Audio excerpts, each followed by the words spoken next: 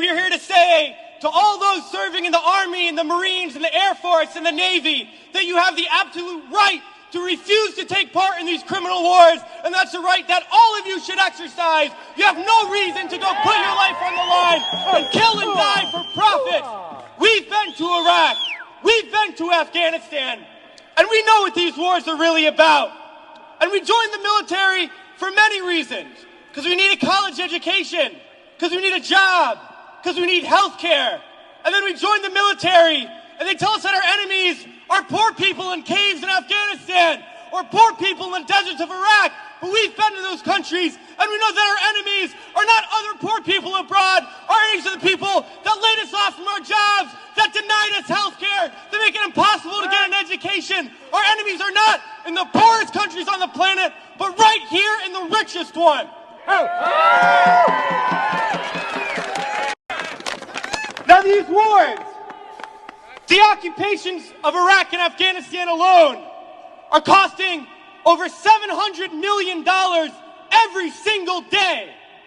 This is a crime every single day, while so many of us are hurting. Well, I think all of us here and the vast majority of people in this country would agree that we can spend $700 million a day better than bombing people that we have no reason to bomb. We can spend $700 million a day rebuilding those countries we've destroyed. We can spend $700 million a day caring for the veterans we get home when they get home. And then we can spend $700 million a day giving every single person health care, a college education, a job, and a livelihood, and a home. That's what we need to be spending our money on.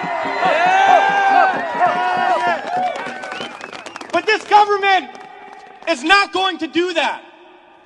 They're not going to use the money in that way. They're not going to end the wars. And they're not going to do it because it's not our government. It's their government.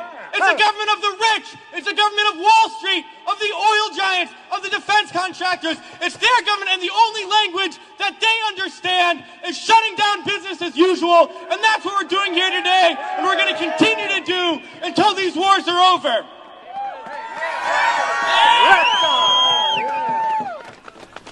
Well, it's crystal clear now that these wars are going to continue and expand and go into other countries. That is the trend. That is what we know, that there is perpetual war, and it's only going to stop if the people stand up and stop it. And that's what we're going to do, sisters and brothers.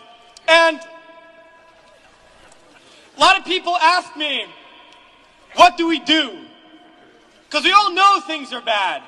We all see the atrocities on TV. We read about it. We experience it. People always ask, what do I do? Because we always want to know what to do. Do we vote? Do we support a politician? Do we join an organization? What do we do? Well, I'll tell you what we do. It's simple. We fight.